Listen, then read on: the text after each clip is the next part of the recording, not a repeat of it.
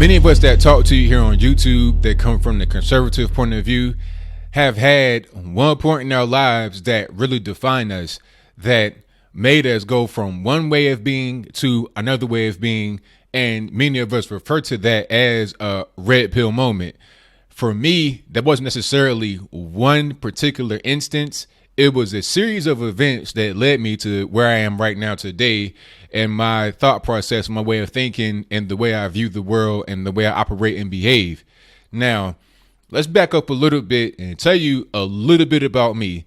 I'm going to give you my whole autobiography right here, but I'll give you just a little bit. My name is Anthony Brown Logan. If you didn't know, I'm a conservative YouTuber. I've been conservative for about 5 to 6 years, but I've not been that way online the whole time. Before I became conservative, I was an extreme liberal, stomped down, stone cold liberal. I was the kind of guy that you would see talking about white people are the devil, they came from caves, all this and that. I had a lot of Nation of Islam talking points, a lot of socialist talking points. That was me. I'll explain why I felt that way. Growing up in the black community, you're surrounded by that kind of ideology. You're surrounded by it. You can't escape it. In your household, you taught certain things. Now, to my parents' credit, I never heard any kind of hateful things towards any other races from them. I never heard anything about, oh, the white man's keeping you down. I never heard anything like that. However, I never really heard anything about being pro-conservative values. It was all pretty much just falling to the de facto line of be a Democrat. If it was discussed at all, that was pretty much what you got from them. So, like I said, they were good by not telling me that the white man was the devil and he was all your problems. But at the same time, I didn't necessarily get strictly a conservative upbringing politically. I did have a conservative upbringing socially, as do many black people. But like I said, I grew up in a black family, of course.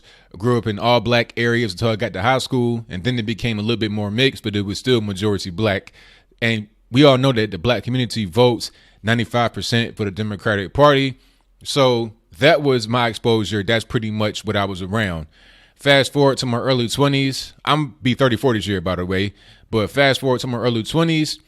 I'm surrounded by guys that are in the Nation of Islam. I'm surrounded by guys that are in, more science, 5% Nation, stone cold, stomp down Democrats. That's pretty much what I'm surrounded by. Those of us that are conservative, I found out later, were very quiet about it because we didn't want to get excommunicated from the black community. We didn't want to get the backlash and hate from our so-called family and friends. As time progressed, I started to get more and more and more into the Nation of Islam type stuff, the more science. I started to read a lot about different things. I picked up books. I got really deep into the so-called black conscious community. I was really interested in it. That was my whole lane. That's how I got to the point talking about white people came from caves. You're created by a mad scientist and all this crazy stuff. That's pretty much what I was into. I was young. I was looking for answers. I was looking for more to what was happening because I was seeing certain things. I was seeing how white people had certain kind of money, Asians had certain kind of money, and then blacks were like at the bottom of the totem pole. And I'm trying to figure out why. My reasoning was it must be because white man is holding us down. So although my parents never told me anything like that, that was my deduction from listening to other people. As I got older, I started to get more into business. By trade, I'm a graphic designer. Been doing that for a long time. I've always been self-employed. So I'm always talking to other business. I'm, B2B. And they're telling me about taxes are too high. They're telling me about certain things that I never thought would affect black people because I was always told that the Democrats had our best interests at heart. So I'm hearing little stuff here and there. One day, randomly, a guy came up to me. I was in one of these places where you get your car worked on and oil change. He came up to me and was saying how the taxes that black folks have to pay are oppressive. And it's to the point where they do that on purpose to keep us from being able to gain money, from being able to gain property and stuff like that. Now, At this point in time, I'm still lost. I'm still sleeping, so to speak. I'm still in the matrix. I don't know what's going on. But that story that he told me always stuck with me, and it came up later as I started to awaken. I spoke to more people and more people and more people who had conservative ideology. But they didn't tell me that specifically, but that's what I was gathering. So it gets to the point where I'm just searching for answers. I'm going through a tough time in my life. I got a lot of time on my hands. So I'm reading everything. I'm reading stuff from the left, stuff from the right, stuff from the center, foreign stuff, everything I'm reading. I get my hands on whatever I can and I'm reading it. It got to the point where I kept going back to some of the same types of information, which was that the Democratic Party were the ones who were my enemy. They were the ones who kept having these high taxes I kept hearing about from black business owners, saying how much it was oppressing them. I kept hearing about things like abortion, 20 million black babies since 1973 Roe v. Wade. I never hear anybody on the left, any Democrat, talking about how bad that is. Matter of fact, talk about how good it is. So I'm like, wait a minute. On the right, they are against high taxes. On the right, they are against abortion. On the right, they are against not allowing people to arm themselves, because I know how dangerous it is in the black community. You got to have some kind of arms to protect yourself. I know my father, my grandfather, uncles, everybody, they've had guns or they own guns currently to protect themselves. So I'm like, okay, everything that black people need to go forward, the party we vote for seems to be against. So it didn't make any sense. Make a long story short, I came to the conclusion that being on the right was the best place to be. It was a gradual process. If there was any one particular thing that really kind of drove me over the edge, was Barack Obama's presidency. I voted for him in 2008.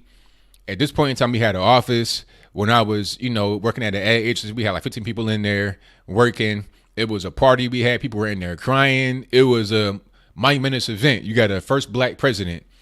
And my grandfather had died while he was getting ready to, pick up steam while he was running. He never thought that you would have a black man as president, and then here we are. So it was very emotional. It was a time where a lot of people just, felt like this was a good thing for America. But during that time, I say 2011, a lot of my personal friends went bankrupt. People were just in a bad mood all the time. Nobody had any money. And I'm like, wait a minute, what's going on here? What happened to the hope and the change? I think it was one particular time I was on Twitter. I never forget.